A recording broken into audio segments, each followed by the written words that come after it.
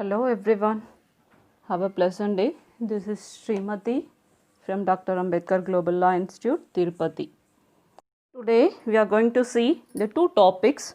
The first one is remuneration of auditor and second one is removal of auditor. Let us start with the remuneration of auditor. So the remuneration of auditor under section 224 subsection 8.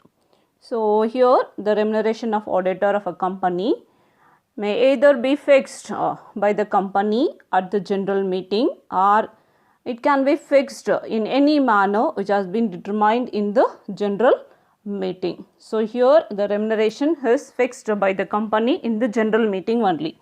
So here suppose the appointment of auditor is done by the board or by the central government, then his remuneration may be fixed by the appointing authority. Suppose if he has been appointed by the board of directors, means then the board of directors will fix the remuneration. Suppose central government appoints the auditor of a company, means then the central government fixes auditor's remuneration. Okay, so here the remuneration is inclusive all the expenditure. That is, suppose an auditor he makes any expenditure, means that expenditure also includes in the remuneration itself. Separately the expenditure has not been paid to the auditor. Okay, and he is not entitled to any other payment. Okay, so if he says this expenditure has been made on behalf of this auditing procedure, like that, means that expenditures is not allowed. Okay, that is important thing. And if an auditor is asked to do any other work, okay, apart from auditing, okay, apart from his normal work, then the auditor is entitled to get an extra remuneration in addition to the normal fees. Okay, and normal fees of audit.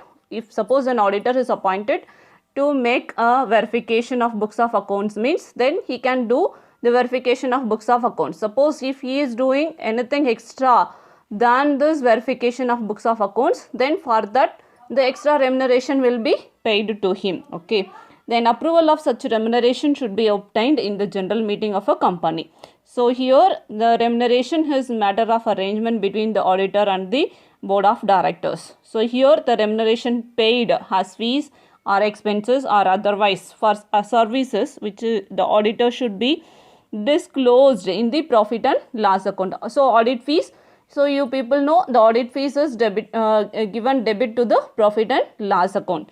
Suppose if the auditor has paid any other expenditure apart from his audit service, then a separate heading should be noted under the head of this remuneration. So here the Council of Institute of Chartered Accountant of India has recommended that the remuneration for other services, that is, as I said earlier, any other services if he makes, suppose the company may ask the auditor to prepare the final accounts apart from doing the audit works. So in such a case the remuneration should be paid for this preparation, and then the company may ask the auditor to pay or compute the taxation related matters. Okay, then the separate remuneration should be paid for that. Suppose if the auditor has asked to give any suggestions regarding the internal control or internal check system regarding, then the managerial services expenditure should be paid. So all those things should be given under a separate head, and the correct information should be given to the shareholders to whom the final accounts to be submitted. Okay, so here separately they have to mention for taxation matters or company law matters or for management services or for internal auditing or any other services which has been put. And here it is important to note that any sum paid by the company in respect of auditor's expenses in carrying out his duties shall be included in the term expression remuneration. Okay. Next one is removal of auditor under section 224 subsection 7. So here the removal of auditor, first auditor. So here the first auditor is appointed by the board of directors, you know.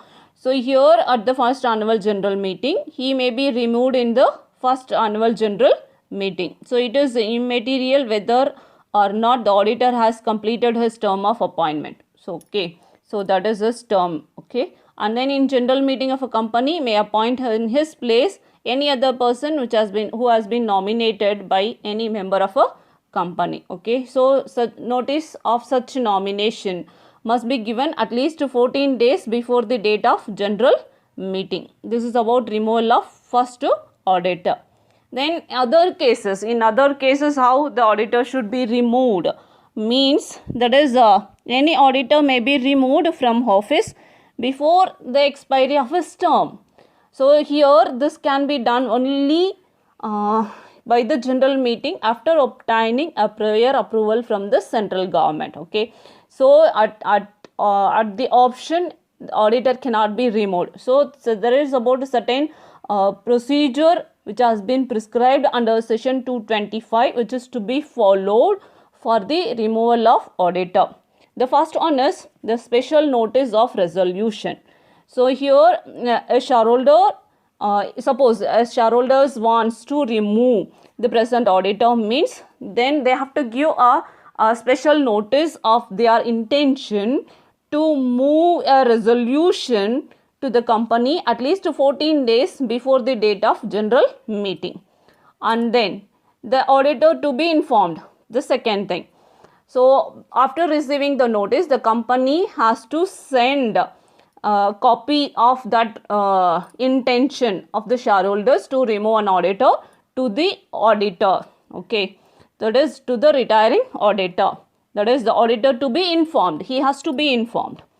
And the next one is right to represent. Here, after receiving the notice of the retiring auditor has the right to represent in writing. Okay, not exceeding a reasonable length. Okay, he cannot write his own stories in the books, so he has to give a written communication, means it should be in a reasonable length to the company. Then he may request the company to notify such a representation to the members of a company. Okay, so he has to give a representation. He has the right to give his representation, and then company should comply with this procedure.